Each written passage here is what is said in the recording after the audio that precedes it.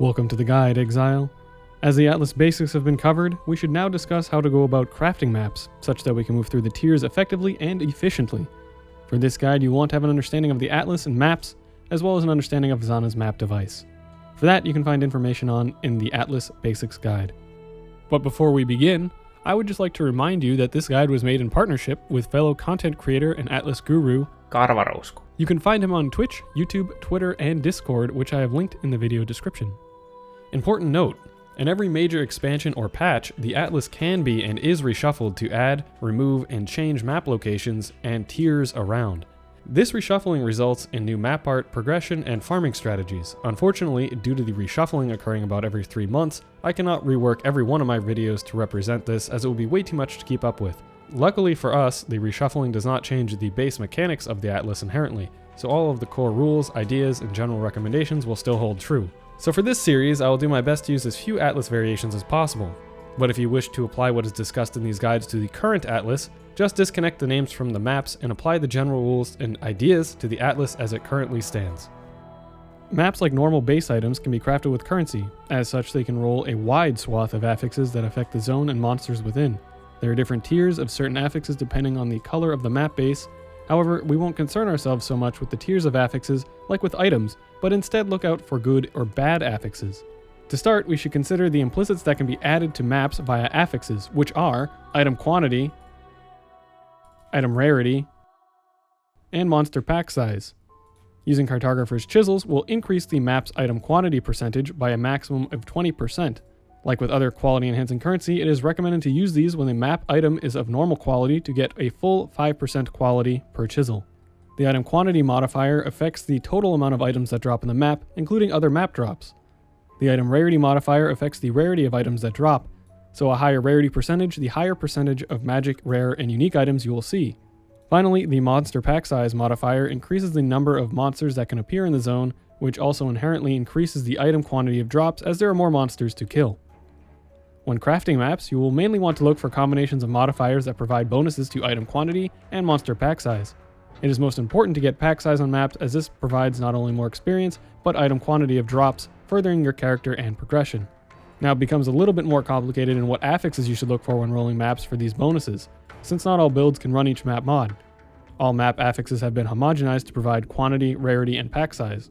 So what I can summarize here are some general good and bad affixes to run or avoid based on their homogenized numbers. There are of course a lot more affixes, and some may be added. These are only just a small subset to give you an idea of what to look for. Of course, you cannot always roll the perfect maps, but keeping an eye out for these modifiers and combinations of them when rolling your maps can result in high quantity and pack size maps. So let's get into crafting these map bases.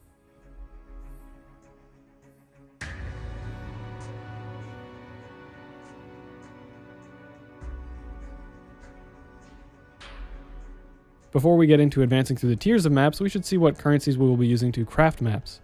For magic map crafting, we will simply use transmute, alteration, and augmentation orbs. These currencies are incredibly common, and all maps should at least be of magic rarity prior to running them. However, it is generally more cost effective to run them as rare rarity maps. For rare map crafting, we will be using alchemy and scouring orbs as our main method for rolling affixes. This combination of alching and scouring to re-roll the map is generally cheaper than using chaos orbs to re-roll them.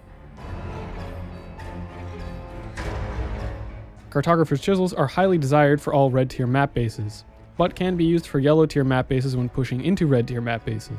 Everyone's opinion differs on when to be using chisels, but I find it is most useful to use them when progressing into red tier maps and then saving them exclusively for tier 14 plus maps when you are set up. It really comes down to a balance of map price to chisel pricing. Another great currency for adding insane quantity and pack size to your maps are vol orbs. These have the ability to do the following to your map at an equal weighting, with a 25% chance for each outcome. It could have no effect other than adding the corrupted property. It could re-roll the map into a rare map, forcing it rare from any prior rarity with 8 random affixes. It could unidentify the map if it is at or above magic rarity, retaining all of its previous affixes and implicit bonuses. Unidentified magic and rare maps will receive a 30% bonus to item quantity. Unique maps do not receive this. If corrupting a normal rarity map and the unidentified outcome happens, it will only gain the corrupted property. It could re-roll the map into a rare map, forcing it rare from any prior rarity with 4 to 6 random affixes. In this vol outcome, it can also have a 50% chance to +1 the map tier to an appropriate connected map base with 4 to 6 random affixes. This means on average you will get a +1 map tier from a Vol Orb 12.5% of the time. Corrupted map bosses will also have the chance of dropping sacrifice fragments for the Atziri set and Vol skill gems. As with other corrupted items, these maps cannot be altered, but as long as your build can handle almost all the map affixes, Vol Orbs are almost always a positive in terms of returns. They have a chance to provide further progression in the Atlas, item returns, experience, and of course map returns. As mentioned earlier, if you have Vol Orbs in the early days of a league, you can always use them on your highest tier of maps for the possibility of getting a +1 to advance your Atlas. Speaking of Vol corruptions, you can also add Vol sacrifice or mortal fragment pieces to the map device to further quantity bonus to your maps. Vol sacrifice fragments add 5% quantity per unique fragment used, and mortal fragments add 10% quantity per unique fragment used. Unique meaning that it is the only one of that specific fragment used. For example, if you place 2 dusk fragments within the device, only one will be used while the other will remain, only adding 5% quantity rather than 10. These are generally used in red tier maps, but are not the most cost-effective method for adding quantity. There are also scarabs. These are a little out of the scope of this part of the guide, but are worth mentioning. These work in the same way as fragments and can be added to the map device when activating a map. They grant all different bonuses from more map drops to guaranteeing certain masters and league content within your maps. Scarabs are acquired through the Immortal Syndicate Intervention safe houses via Jun's Betrayal League content at the moment. They come in rusted, polished, and gilded forms, each providing a better bonus than the last. These are great to use when stacking many modifiers on your map runs, and we will cover using these more later in the series. Finally, even though this is not really a currency, there are Zana's map device modifiers, which cost currency. These of course do rotate per patch, but for the most part they will be adding more quantity to the map, along with extra monsters for a fair price. These are generally only used in red tier maps. All in all, knowing what currencies to use is very complicated. It's a balancing system of knowing the map's base value versus the currency value used to make the map. These prices will fluctuate greatly through time, so it is impossible to say what is best here or is the most efficient strategy. But from a global viewpoint, it is almost always worth using an alchemy and a Vol Orb on your maps if your build can handle all of the map modifiers, as this is a very small investment to gain absolutely ridiculous map quantity and pack size. Using other currencies will come at your discretion and further advice for advancing map tiers.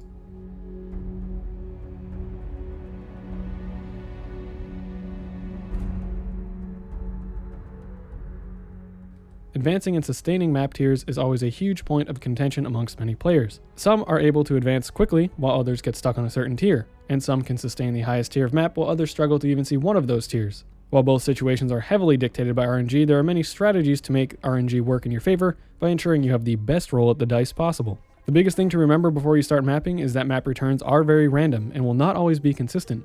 Even though you may be rolling your maps with a lot of currency or with the perfect affixes, this does not guarantee you a map return. Do not get discouraged in the beginning of your Atlas, as it will be slow moving from white to yellow and then into red tier maps. Do not take it wrongly if you have a bad map or two of returns, just keep running well-rolled maps and you will eventually level out on your luck, believe me. Once you get over each map tier hump, it gets easier and you will soon be able to sustain all map tiers with ease. We already briefly spoke about crafting and advancing through your first maps in the Atlas Basics guide. You will want to be completing these at magic rarity, so you will only need to transmute and augment them to ensure you have a prefix and a suffix. If you cannot run these mods on the map, feel free to use an alteration or two rolling over it. However, I would recommend using alchemy orbs on these maps when possible to bring them to rare rarity, instilling Alch and Go strategy. You will always make back that alchemy orb within the map along with other items, maps, and experience. It is also recommended to be alching your tier 5 plus maps to push into yellow tier maps regardless of your previous crafting methods. For yellow tier map bases, you will always want to be using alchemy orbs to bring these to a rare rarity for both returns and Atlas bonus completion. Once you reach tier 10 maps and gather a small pool of them, say 4 to 5, I would recommend you start using some chisels or Val Orbs on those. This will help returns to build your tier 10 and 11 map pool to get you into red tier maps. Again, getting through this high tier maps is an arduous process, taking time and effort. Remember that you can always try using Vol Orbs or throw a few Vol fragments in the device, or use Zana's map device modifier. After you've achieved a decent starting pool of red maps, say about 8 to 10, you can stop using chisels completely on any tier 10 maps and move on to running chiseled red maps. For red maps, you must complete these at a rare rarity along with corrupting them for their Atlas bonus. This can be tough to do initially, as corrupting your first few map bases could render them uncompletable for your build. If you do fear this, you can start out by just chiseling, alching, and assessing the map affixes first, considering the item quantity and monster pack size percentage values. In general, you will want to be getting the following on your map's implicits. This may require a bit more currency, but try and make an effort to hit these numbers within a few alchemy and scouring orbs. If you hit more magic or more rare monsters as an affix with around 70% quantity, these are good to run as well. After unlocking the map base, I highly recommend using Vol Orbs when you can to really juice up your red tier maps for little investment. Remember that you can always use Vol Fragments and or Zana's map device modifier on a well-rolled map. Now within red tier maps, tier 14 plus will be quite difficult to sustain initially. You will not be regularly getting tier 15 and 16 maps, so worry not if you only see a few here and there. They are not meant to be chained back to back. However, as we will talk about later in the guides, with proper investment and setups, this is possible to sustain. You will for the most part be able to endlessly chain tier 11 through 13 maps, maybe even 14, with a filled out Atlas at or above 100% Atlas bonus. Finally, there are unique maps which you cannot alter their explicit affixes. The benefits of these maps, other than their possible drops, is that they are considered for Atlas completion bonus. You want to try and complete the cheapest variants of these as soon as possible to bolster your Atlas completion bonus to help the rest of your map drops, completing the rest of the expensive ones when you can.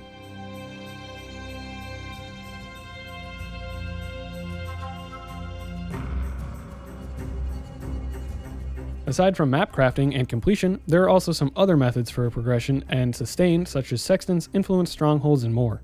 We will be discussing these in the next guide, the Atlas Intermediate Topics. With that, we have now covered the crafting of maps. You should now be able to confidently roll your maps knowing what to look for and how to do it.